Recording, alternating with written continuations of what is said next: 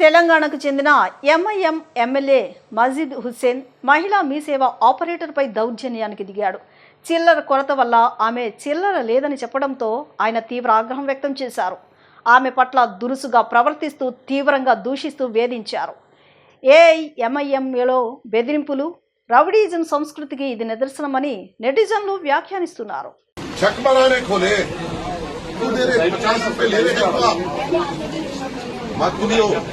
बैठते चाहते बैठते परमानेंट है।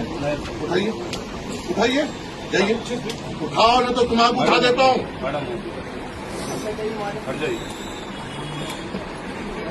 चक बनाने खोले तू दे रहे 50 रुपए ले रहे हैं आप मत सुनियो।